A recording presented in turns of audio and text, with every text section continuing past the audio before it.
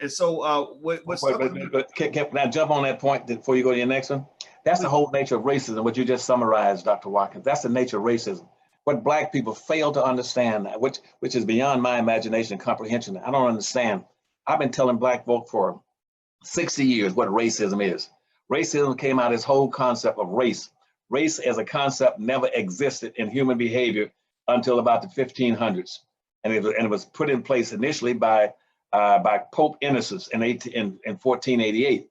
But there was no such thing as race. Nobody was talking about races.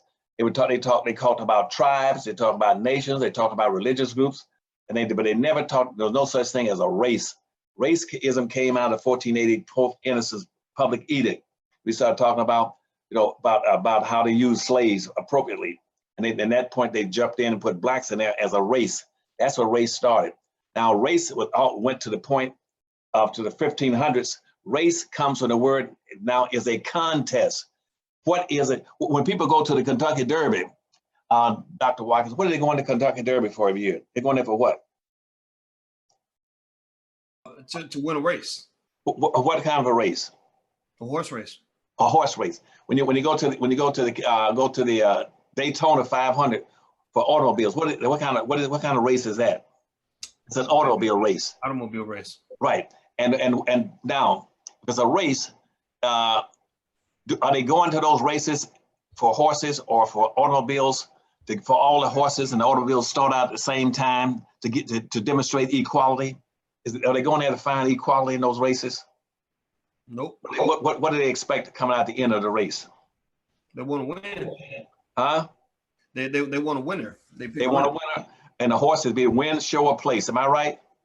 Yep. So the one who shows up, the winner wins. And the same thing in the automobile race, any other kind of race. Race is a contest where people are competing for the ownership and control of resources, period. And that's what capitalism came from in about 1503.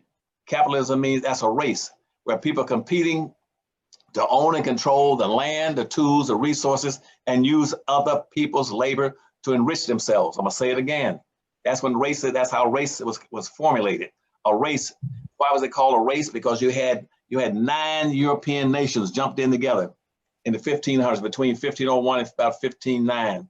9 European nations jumped in to compete to develop the Western world. It was in a contest.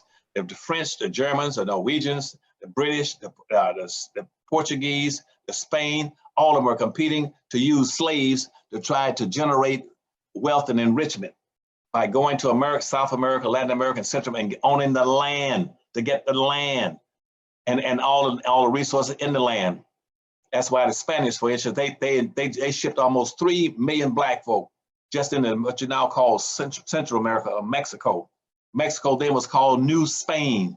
It was New Spain. The Spanish sent almost 3 million Blacks over there into Central America, which now called Mexico. You know what they sent them there for? To dig for gold and silver mines and resources. So everybody was using Black folk for enrichment. It was a race to see who can do it best. And fortunately, unfortunately, the British took it over, and they did it well and best. So the race ended. Here comes the word I was trying to get to. And when the race ended in about 1859, 1 year before the Civil War, the race ended, Dr. Watkins. A race was a contest. It had nothing to do with no damn people. It was a contest. It was a process. That race ended in 1859, 1 year before the Civil War broke out. Why did it end? Because at that point in time, the country, the United States, had acquired, based on the Constitution, 99 or 100% of all the land in America. Whites now own 100% of all the land, the tools, the resources. They were totally in control of everything by 1859.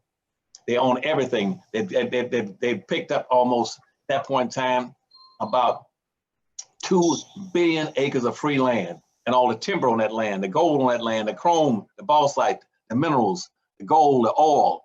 So the race was over. When the race ended, that's the same time Darwin came out with this thing about the survival of the species and all this stuff. Darwinism. They said now that the race has ended, now we got to make sure that you maintain the relationship. What we've gone through in the race.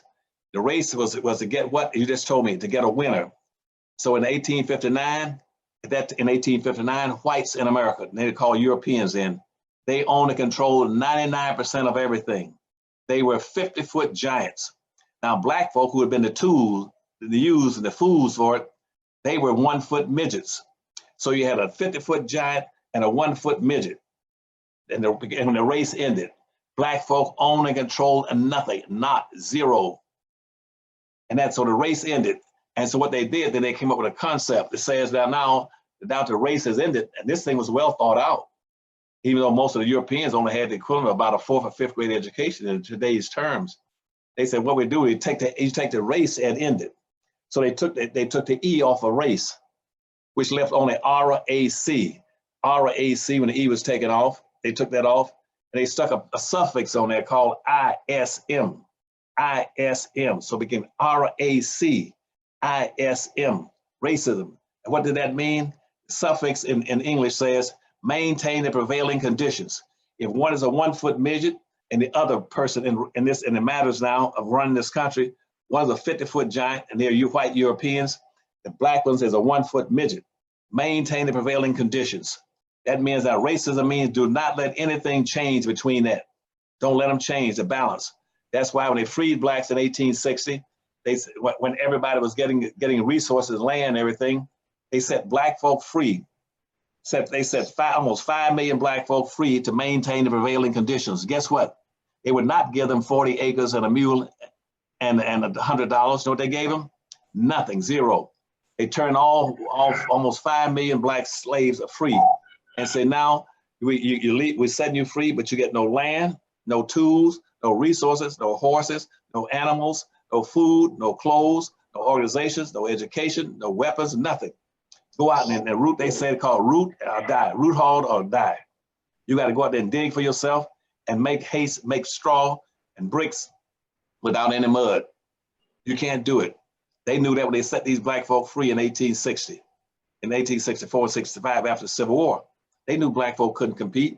They didn't own and control anything. And so, that's why right now, and now in 2019, that nothing has changed. Whites still own 99% of all the resources in the country. 87% of that is frozen. You can play all kinds of games, conceptual games about financing. Anybody can do it. But unless you go back and redistribute those resources, blacks haven't got a snowball's chance. Because right now, blacks in America today only have 1/2 or 1% of the wealth. Exactly what they had in 1865, 1/2 or 1%, or in 1860, 1/2 or 1% of the wealth. Now, what that means is that at that time in slavery, they came out of slavery, the average white person had 3,500 more wealth than the average black person. And now, and black folk had, and as a matter of fact, not only did the average white have 3,500 times more than blacks, but guess what? you got I can find 2 to 3 white men right now in America that got more wealth than all 46 million black folk put together. How in the hell are you going to compete at the end of a race when you got 46 million people, Dr. Watkins, 46 million black folk who only control the same little 1/2 or 1% that they had in 1860? Now, what that means now, based on calculations, with the deprivation, since the wealth gap is increasing progressively, getting wider between the race, RAC, blacks and whites, not between any other ethnic groups, not between any gender groups, but the wealth inequality in this country is increasing between inequality is increasing between whites and blacks. That means right now, with 1/2 or 1% that blacks got, that I would say sometime by the year 2040 to 2050, blacks' wealth will be zero. You had 1/2, 1% in 1860. So in about 2040 or 2050, you're going to be down to zero. Now, how the hell are you going to compete? You couldn't compete when you had a 1/2. How are you going to compete with zero? You tell me now. All right, everybody. I'm speaking with Dr. Claud Anderson. He's the author of the books Powernomics, Black Labor, White Wealth, The Black History Reader, and Dirty Little Secrets 1 and 2. His website is powernomics.com. That's powernomics.com.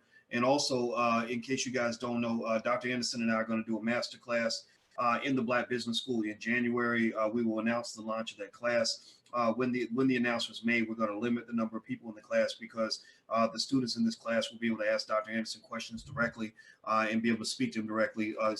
Where you put in the questions, I'll ask the questions and he'll answer them on the air.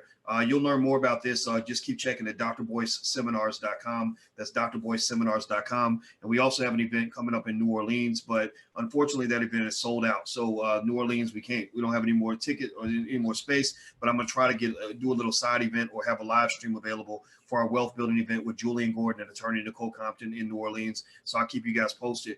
So hit the thumbs